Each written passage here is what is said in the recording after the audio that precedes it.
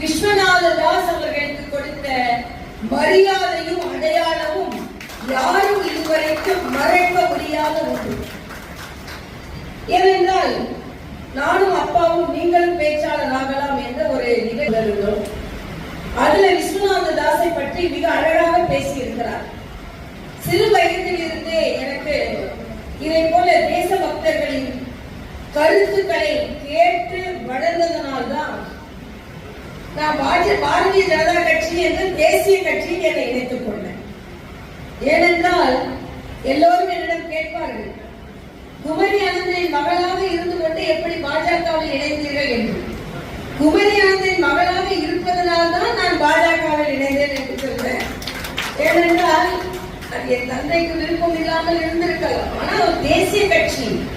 அதற்கு பின்பு நம் பாரத பிரதமர் அவர்கள், மரியாதைக்குரிய வாஜ்பாய் அவர்கள் நதிகளை இணைக்க வேண்டும் என்று சொன்ன போதும் மரியாதைக்குரிய பாரத பிரதமர் அவர்கள் பண மதிப்பிழப்பு நடவடிக்கைக்கு ஒரு தலைவர் இன்று உயிரோடு இருந்திருந்தால் அவர் என்னை பாராட்டி இருப்பார் என்று குஜராத் தலைவர்களை பற்றி சொல்லவில்லை.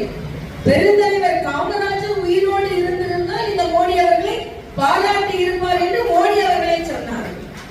ஆக அப்படிப்பட்ட ஒரு சூழ்நிலையில் ஒரு தேசிய காற்றை சுவாசித்து வந்த நான் இங்கே நீங்கள் அழைத்த போது, ஏனென்றால் இன்றைய காலகட்டத்தில் தம்பி கண்ணன் போன்றவர்களுக்கெல்லாம் தெரியும், மிக சிறப்பாக இந்த பகுதியில் பணியாற்றி வருகிறார்கள்.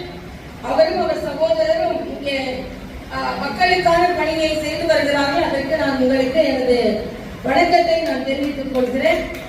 ஏனென்றால் அப்பொழுதே அவர் வந்து கேட்டார், என்ன தெரியுமான்னு கேட்டார். அப்ப நான் சொன்னேன், விளம்பரத்துக்கு விளம்பரம் தேவையில்லைப்பா அப்படின்னு சொன்னேன். ஆக அந்த அளவிற்கு அறிமுகமானவர்களை நாம் ஏன் அறிமுகப்படுத்த வேண்டும் என்று ரொம்ப மகிழ்ச்சி தம்பி. ஆக என்னை போன்றவர்கள் இங்கே வர்றதுக்கு முன்னாலே கமலாலயத்துல ஒரு முக்கிய இளைஞர்கள் வேறு மாதிரி எடுத்துக் கொள்கிறார்கள். ஆனால் சமீபத்தில் நடந்த ஆபரேஷன் சிந்து என்பதன் மூலம் எந்த கட்சியை சார்ந்தவர்களாக இருந்தாலும் இந்த தேசத்திற்கு என்ற ஒரு குறைபாடு வரும் பொழுது அனைவரும் இந்தியர்களாக ஒற்றுமை காண்போம் என்ற ஒற்றுமையை உலகிற்கு பறைசாற்றியது இந்த பாரத தேசம். ஆக அப்படிப்பட்ட சூழ்நிலையில் நாம் எல்லாம் எந்த அளவிற்கு நாம் நமது சுதந்திரத்தை பெற்றோம் என்பது மட்டுமல்ல, மரியாதைக்குரிய விஸ்வநாத தாஸ் அவர்களை பற்றி சொல்லும் பொழுது அவர்கள் ஆங்கிலேயரை மட்டுமல்ல கொள்ளைக்காரர்களை கூட அவர் மனம் மாற்றினார் என்று ஒரு செய்தி இதில் இருக்கிறது.